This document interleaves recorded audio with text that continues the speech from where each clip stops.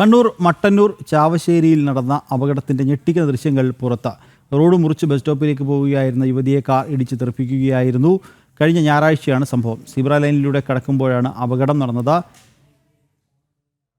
മിഥുൻ പിള്ള വിവരങ്ങളുമായി ചേരുന്നു. ഇതാണ് അപകടത്തിന്റെ പുറത്തു വന്ന ദൃശ്യങ്ങൾ, CCTV ദൃശ്യങ്ങൾ ഇതാണ്.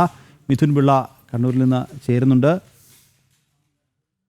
മിഥുൻ, ഈ ചാവശ്ശേരിയിലെ അപകടം, അതിൻ്റെ ഞെട്ടിക്കുന്ന ദൃശ്യങ്ങളാണ് ഇപ്പോൾ പുറത്തു വന്നിട്ടുള്ളത്, അല്ലേ?